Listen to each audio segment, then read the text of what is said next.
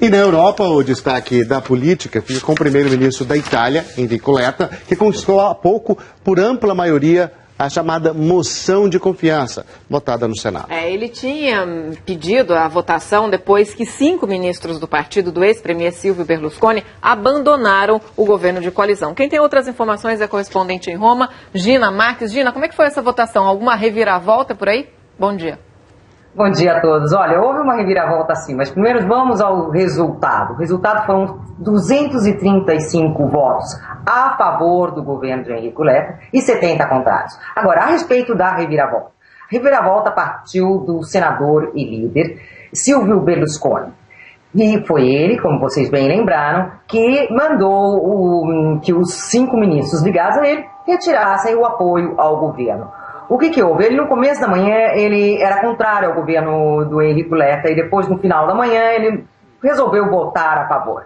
Agora, isso tudo acabou se transformando num boomerang contra o Berlusconi. Por quê? Porque o Berlusconi pediu para que os ministros saíssem do governo por causa dos problemas judiciários dele. Embora a desculpa tenha sido que era por causa do aumento dos impostos. Mas essa desculpa não colou. Portanto, os ministros se retiraram, sim, do apoio ao governo, mas, em compensação, houve uma fratura dentro do partido do Berlusconi, que até então se chamava Força Itália, e agora, até então se chamava Povo da Liberdade, e agora se chama Força Itália, como 20 anos atrás. Agora, lembramos que Berlusconi vai ter, provavelmente, o mandato dele vai ser cassado na próxima sexta-feira. E ele queria ganhar tempo. O mandato dele pode ser cassado porque ele foi condenado a 4 anos de prisão, sendo que destes 4 anos, 3 eles foram amnistiados. Agora, ele queria ganhar tempo, como eu estava falando, para que os senadores pudessem não votar neste exato momento a respeito da imunidade parlamentar. Portanto, ele não ganhou tempo, ele teve o partido dele fraturado, e isso é considerado como uma grande derrota, talvez até mesmo o crepúsculo de um líder como Silvio Berlusconi. Pois é, e uma crise política na Itália agora não seria nada interessante por causa da crise econômica na Espanha e tudo, quer dizer, e na Europa como um todo.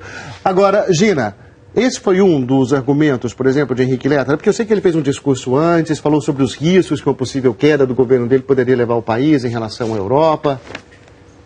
Olha, foi sim. E este é o principal problema, é um problema econômico, além da credibilidade internacional da Itália, não é?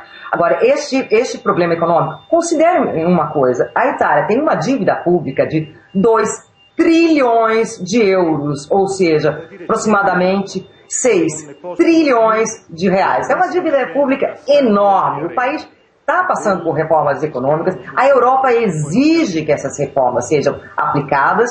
Portanto, é um país que não pode ficar à disposição assim, dessas oscilações do governo, dessas oscilações políticas. Eles têm que dar a imagem de um país com credibilidade, de um país sólido, afinal das contas é a terceira economia da Europa, portanto é sim um problema econômico, mas sem contar que daqui a 6 meses, ou seja, na metade de 2014, a Itália vai ter a presidência de turno da União Europeia e não pode se apresentar balançando, mas não cai, né, gente?